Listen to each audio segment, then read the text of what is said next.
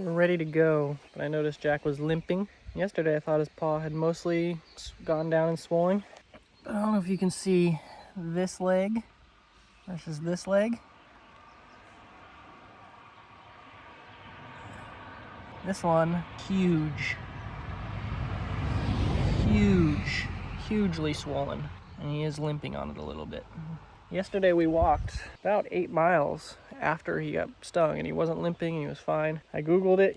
I have some Claritin imitation with me, just the normal stuff, not Claritin D, which apparently is important. They said that's okay to give to dogs to help with the histamine response, but he's limping on it a little, and I want to get to town because we're both low on food, and I am, and I don't know, there'll just be like a place to rest there, but I don't want to hurt him. So I've taken my backpack off the top of the cart. I'm gonna see if I can plop him down on that and push him. I don't have super high hopes.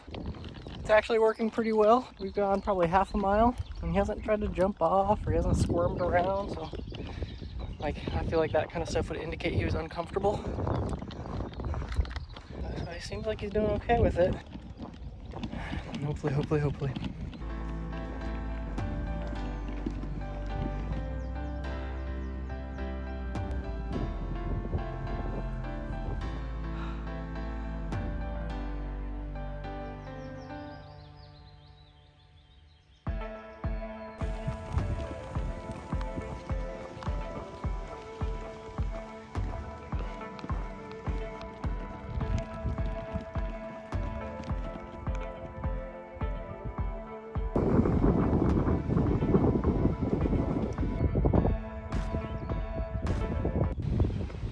We made it to town. It's big enough to have a store and one restaurant, which is closed on Mondays. Today is Monday. The store did not sell any ice. Jack's leg is really swollen, so I bought this. I'm not gonna lie, it was kind of selfish. I wanted to eat it too, but I would have bought ice instead if they had ice, but they don't. But his leg does not seem to be improving. It seems like it's quite tender. If I try to pick him up now and I accidentally touch his leg, he yelps a little, you know, and just until it hurts him.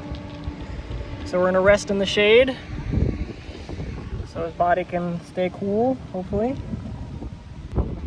I've made the switch to peas. They're more cold pack-esque.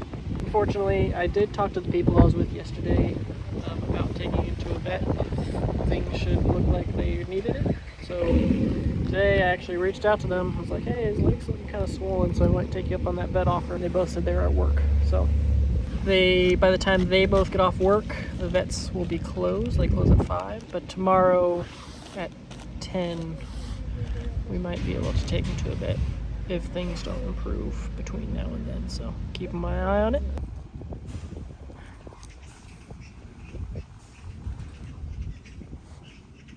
Okay, we've been waiting here for a while now. I don't know, 4 hours or so. Swelling seems to have gone down a little, but not as much as I would have liked. Probably buy him a fresh bag of peas, frozen peas, before we go, so I can keep that as a compress. He's got a bag on there right now, and it seems to be working. He seems pretty happy. He was limping around on it a little bit, which is better than it was before when he wouldn't want to stand on it at all. The store closes in an hour, and you know, you're not really supposed to camp like right there. Well, honestly, you probably could. It's Sweden. You can camp almost anywhere. But I'd like to get a little bit of distance.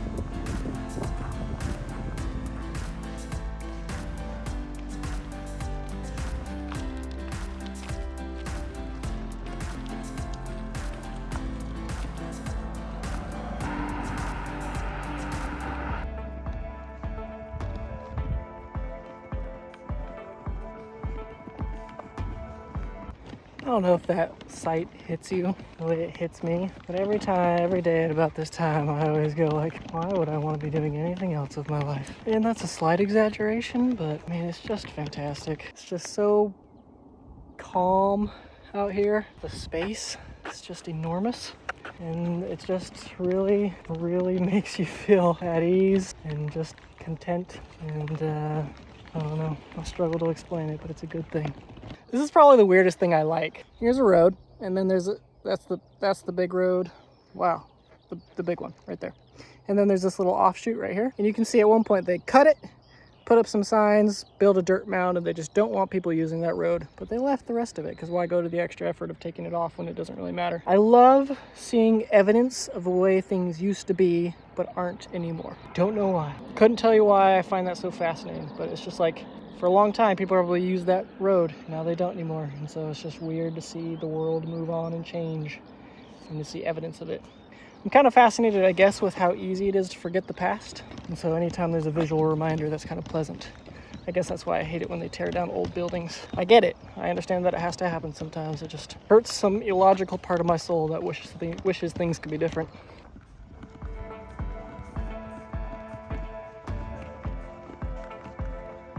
That'd be nice and scenic to come down by the water, but I forgot. Bugs. We got our spot. I can't quite sleep under that, so I'll just find one of the surrounding areas, but the view is... I came over here because right over there's supposed to be an old burial mound. It's very large and very old, presumably, and very burial mound. Look at that. That is pretty amazing. Jack seems like he's doing a little better. He's walking around. He's still limping, unfortunately, but I'm really hoping it goes down overnight. We have someone who's willing to take us to the vet tomorrow if need be. So, hi, buddy.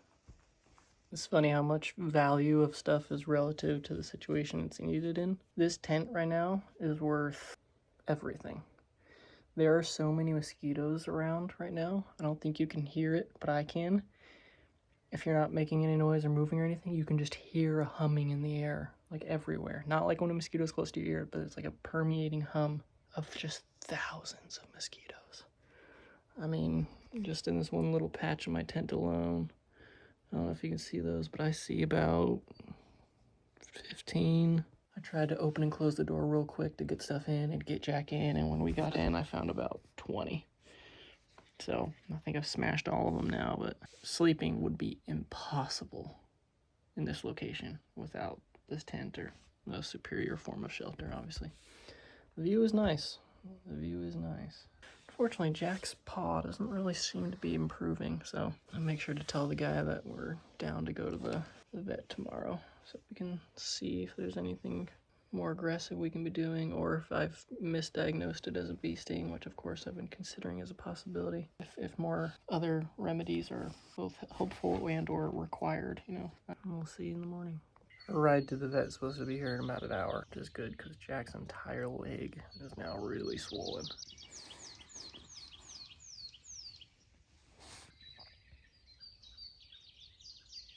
This is arguably what we came to see yesterday. There's a giant burial mound here. They said it might have belonged to a king, but it's pretty big.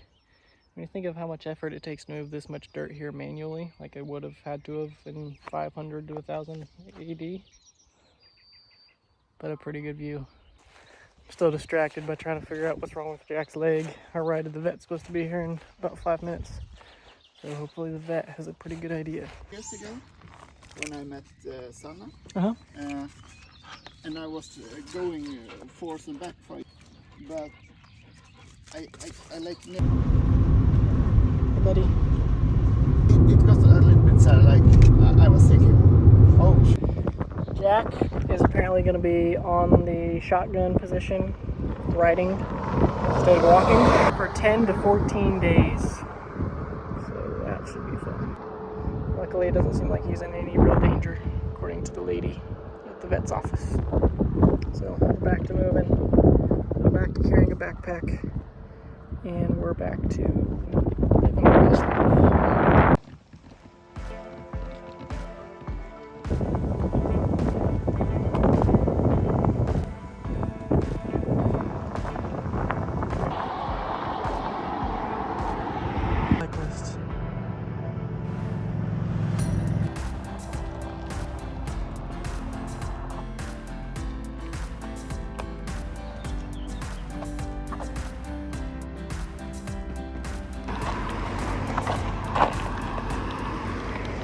Headed to another hut, another cabin, another shelter.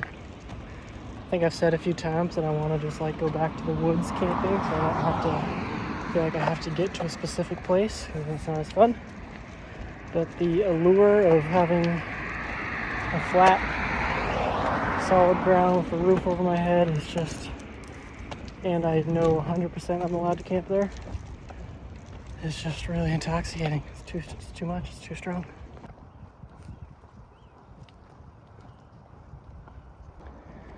Doc said he can do small, light walks.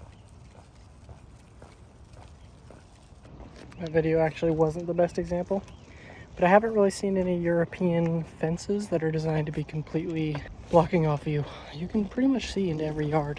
Don't seem to be having as much of like a fixation on privacy as populations I'm used to.